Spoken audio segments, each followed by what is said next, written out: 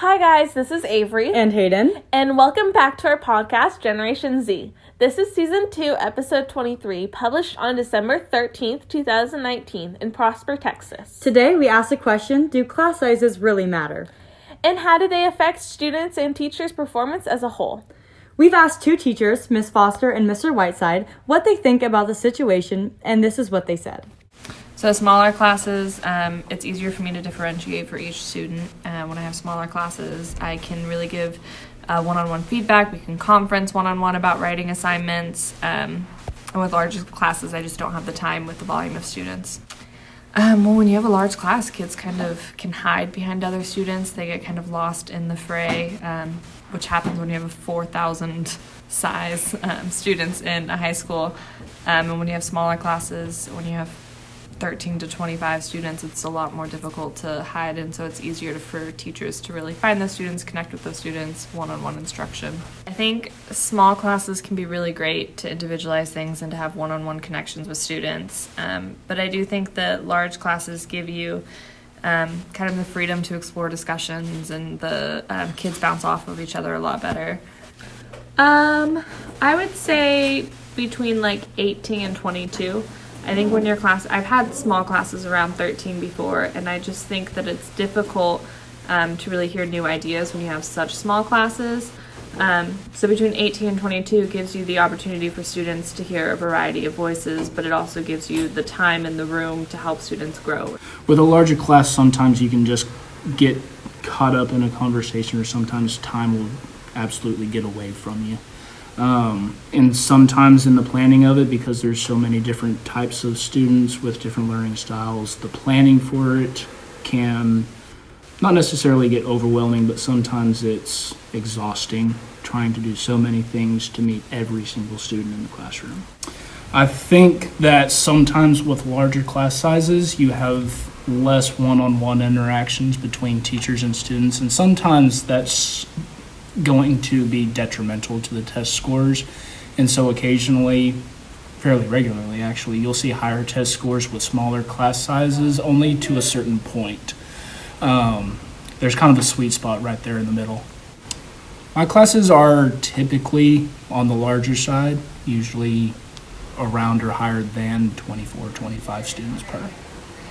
I think 24 would probably be the perfect class size. It's one of those nice even round numbers that's perfectly divisible in different ways depending on what kind of group sizes you want, 6, 4, 8 partners, things like that.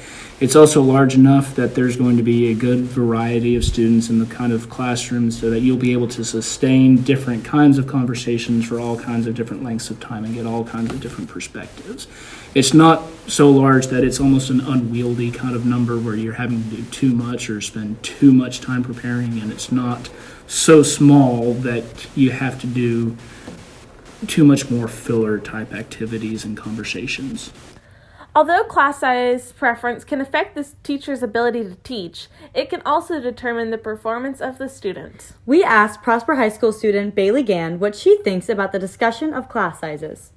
Yeah, I know for sure that I've had smaller class sizes help me, so therefore, obviously, I've had larger class sizes hinder my learning experience a lot.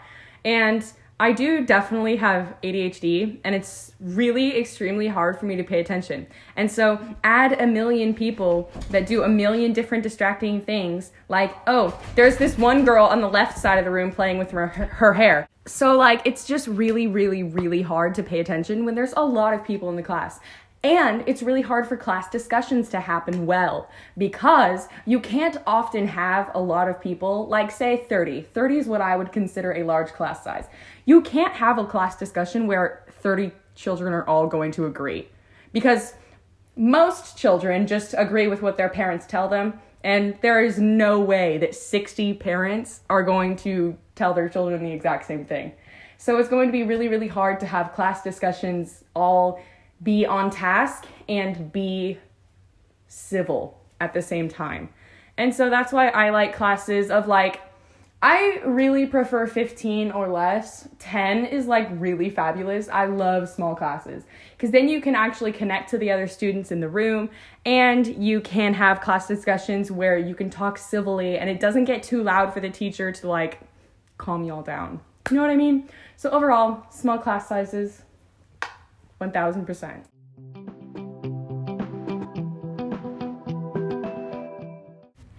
Our interviewees agree on how beneficial class sizes may be for not only student performance, but it helps our teachers as well.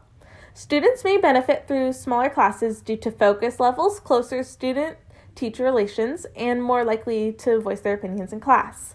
On the other hand, teachers enjoy smaller classes because it is easier to assess individual students, the class is more quiet, and they can help students' needs more. The teachers explained in their interviews how smaller class sizes can help the teachers better interact with the students individually and as a whole. As they said, larger class sizes can help the teacher in diverse discussions.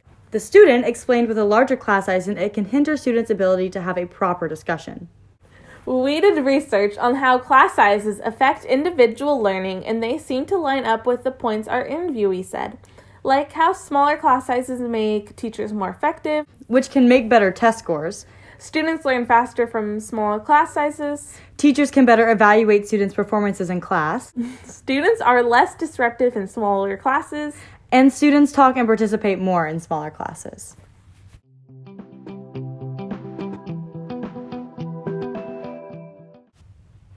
Class sizes should be around 15 to 18 students in order to have the most beneficial impact on individual student performance. With smaller classes, students will talk and participate more. They will get more one-on-one time with their teachers, they will be less disruptive, and they can learn faster. Teachers spend less time disciplining students. They can evaluate individuals' performances easier, and the teachers will work even more effectively, which will lead to better test scores. Larger class sizes have been proven to be more loud and disruptive as there are more students to cause a commotion in the small class environment. These smaller classes enhance student performances as they are more comfortable with their peers to be able to voice their opinions or ask questions. Quiet students tend to get lost in the crowd when in classes with many students. But in smaller classes, the quiet students have more opportunity to speak up during class discussions.